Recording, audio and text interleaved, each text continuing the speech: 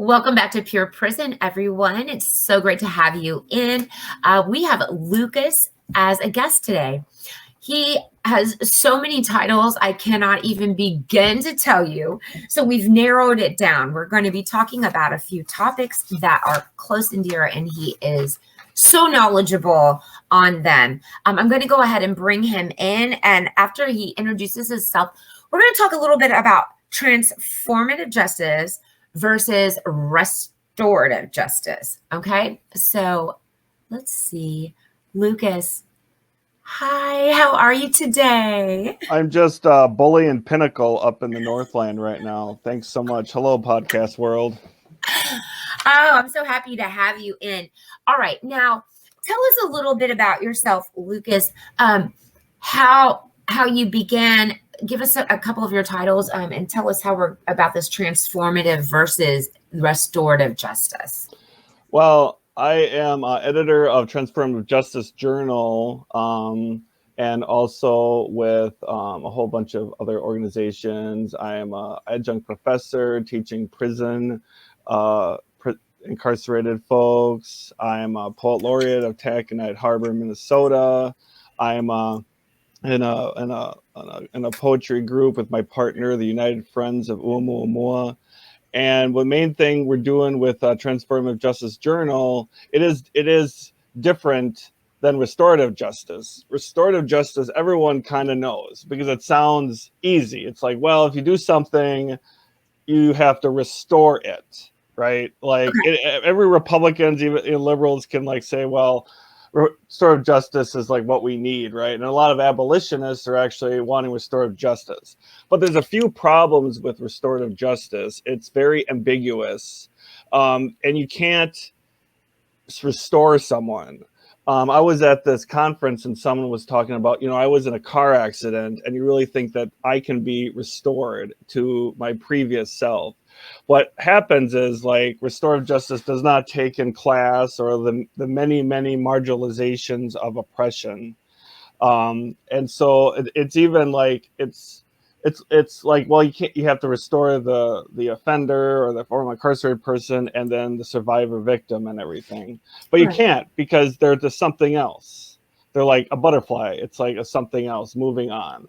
Transformative is taking up all the oppression factors: class, gender, race, sex, mental health oppression, LGBTQI, everything, to some place new within the carceral state, and then abolish the carceral state in the end game. Whoa. Okay. Because restorative justice is I have, when I was introduced to it, I think it's a beautiful thing, but I also see your point of can you be restored? Can you actually be restored to what you were before? And in most cases, I would say no. So the transformative, I love the twist. I love that. Now, how did that begin? Was there a point where something happened? What made you think of this? Well, I kind of jumped on it. The credit is given to like the Save the Kids from Incarceration group. They've been around for almost 2 decades. Transformative Justice Journal started in 2012. It came out of an abolition conference, actually, to have a mostly online platform for articles, academic articles, poetry, short stories, with a focus on people of color, abolitionists, anarchists, communists, whatever. And anti-imperialist, food justice thinking. I actually just posted a new volume on it about a scholar writing about homo nationalism, something I've never heard about. Posted incarcerated poetry. So it's definitely a needed penal abolitionist space. And yeah, right now we're trying to do something different. I'm trying to have a lot of interviews with all those folks. And anyone can like contact me if they're interested or they know someone. I just sent a whole bunch of asks for people that are incarcerated: Mamiya, folks in Angola, people in Minnesota prisons, and all over, either like political prisoners of class war, what they call common law prisoners, people that are stigmatized to the point of like, well, if they're not superstars, like everyone in the world is like, well, we'll support superstars, but like it's a long-term game with like a whole bunch of voices that need to be part of the conversation. Right. And it covers a lot. So let's do convict criminology.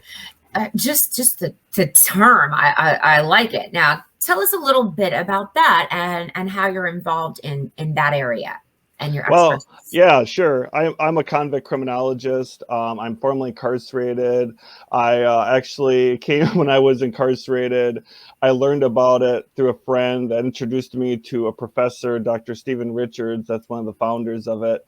And it's been around for 20 years. And we finally became an active division within the American Society of Criminology. And what it is, it's kind of in the name. It's either formerly incarcerated folks that are interested in getting their bachelor's all the way up to the PhD, up to tenure into a possible academic position. And I finished my master's just last year. I know I'm adjunct professor, and what it is, it's like people from that have started convict criminology from like Tannenbaum all the way, currently to a lot of like incarcerated academics. Like our perception and our point of view is definitely needed in the literature. You go to these super bourgeois conferences, and it's all these people writing about statistics. I mean, obviously stats are good, but like you need like the humanistic component to it. And we all like kind of go to college. We go through the academic process. We try to get published. We try to push our view that we're not going to be let out of this conversation. And we also go through the struggles of trying to get those positions of like, do we come out as like a convict criminologist, or do we, stay in, and not compromise our academic choices and everything. And now, question: the convict criminology. Because to me, what it sounded like you were just saying, and correct me if I'm wrong, partaking while you're inside. It's not even just inside. It's like people just think of like incarceration and the carceral system as just prison. Like there's a whole bunch of literature that's on post-incarceration, the probation, the parole, the post-probation of trying to figure out life after like, being insular for so long. Like people think that, well, the Department of Corrections is correcting you. It's like you're kowtowing, you're learning, you're doing like penance like they used to do in the penitentiary, like the penitentiary. Like you're literally just there. You're literally in a fishbowl.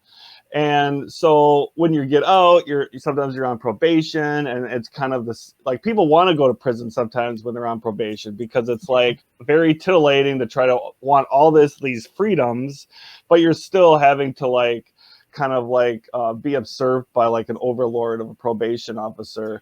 So like that part of like the mass surveillance of people.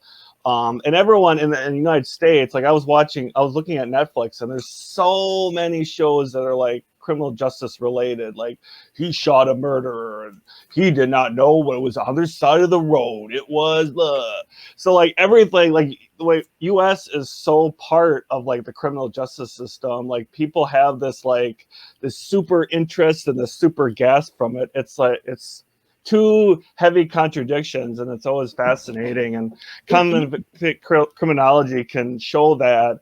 So yeah. Yes, and see, coming from, because prior to my incarceration, the life that I had lived, being a preacher's daughter, that was the stigma right there. Yeah. But then you get involved in it, you're incarcerated, or someone in your family becomes incarcerated, and your views really change because the truths come out. And one of the truths that I believe and I fight for, I will be fighting for, it's the education of people who are incarcerated. Expanding your mind while you're in there gives you something critical and productive to do. Yeah, and there's just, God, it's just like such a great thing. So I would love to hear. Oh, and wait, I want to talk about, I hit the surveillance because you said surveillance. I Mhm. just on Pure Prison posted something about facial recognition that's going on out there. Talk a little bit about that. So like people don't like that's stuff that I remember watching when I was in the 80s or like and Blade Runner especially of like the facial recognition stuff. Like it blows my mind that now they want to have that and the cops and the system and whatever they'll say, well, it's for your protection and everything. Well, there's a Guns N' Roses song that's like, freedom isn't freedom if it's not in your hand. Like, do you want like Mark Zuckerberg or do you want that like it's incredible like what freedoms like Americans will give up for their own like safety. Like I use safety as in like part of me believes that there's no such thing as safety, especially in a first world imperialist world. Like your safety means that the rest of the world is effed.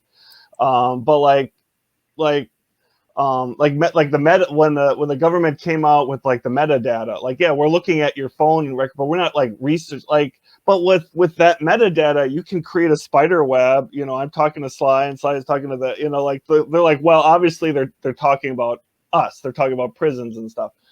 So yeah, like I'm amazed. Like I was in Walmart and they have it, and they can, I mean, it doesn't take much for them to pass something like if there's a big scare or something of like, well, you have to get in for scanned or something at same time you go to the doctor or something, so you have like a template or something. I mean, that's frightful. And for me that was on probation and had to wear a leg monitor for 3 months, like I attest, like it's cute to think of in theory and watch Blade Runner like, oh man, that sucks, like 1984 land or whatever. But like actually doing it and being criminalized, like when people think, well, criminalized means breaking the law. Well, criminalizing can be a non-physical form as well. Like they're criminalizing you when you're going into the airport, when you're doing all those checks, and the rich people go on their private airplane and fly away. Like they're criminalizing you without any laws being broken. Like they know that they have, it's a way of social control and everything. So I crave for the future, that I have to like put my face in to like get money out of the ATM machine or something. Like that's when I start wearing like a eye patch or something. I don't know. I'll just wear sunglasses all the time. It might go down to the retinal scans like we keep seeing in all those movies. Mm-hmm. Okay. Now I am so excited because I know that you brought some poems. I did, because I live here and I have poems. So you promised to share. Yeah. So that's how we're going to wrap this up. I want to hear a couple of these. I know our audience would love it. This has just been a great interview with a lot of different perspectives. And I really appreciate you being on today and sharing your thoughts and what you do.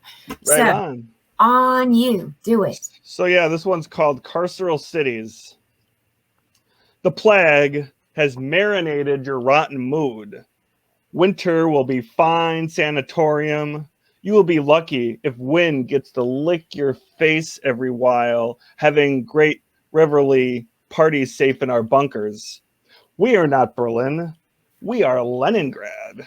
Same with the air raid musical tests. We are not the safe, soft touch of paper, blending to fade, white, incarcerated within margins. World is carceral.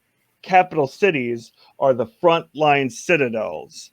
Everyone are soldiers. Stay here when it's worth your while. Mm. And do you want two more or do you want one more? They're short. Go. Okay, cool. Trapped inside a poem. I disarm the dark walls, giving me feelings. I don't see the bricks or the glass doors or the locks controlling. I feel my anxiety eat me every afternoon, yearning for hungry windows. It is dark, dark, dark, and universal. The emptiness fills me with such dimensions. And yeah, I got one more. It's called Spin. I fidget spinner, and my pointer and index finger, rotating like the moon, like a spacecraft, like an atom, like a throwing star, like rings of Saturn, disrupting, cutting into the cult of gravity.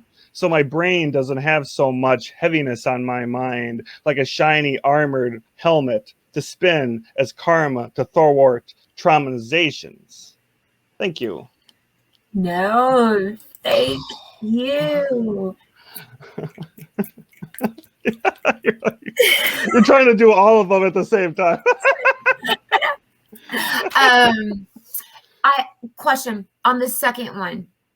Where were you when you wrote that one? Where was your mind? Were you inside? I was trapped inside a poem. I just saw in my dark walls giving me feelings. I could have been. Sometimes I write the dates on these. I don't know why I didn't do it.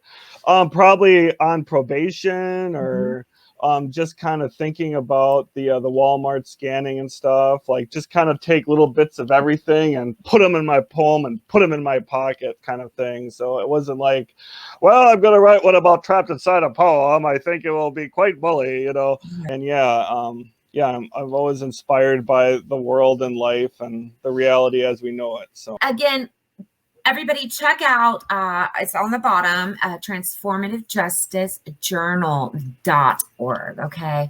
Lucas, it has been such a pleasure having you in. Thank you. I know that we'll be speaking in the future. Thanks for always chiming in on our page of Pure Prison. Everybody, please like and subscribe and check out Lucas's website. Again, it's been a pleasure. Any last words? Everyone just stay dangerous out there. Do it. Lucas, again, thank you so very much. Thank you. All right, everybody. Thank you so very much for joining us today. I'll see you again soon. Remember, peace or pain, it's your decision. Talk to you later.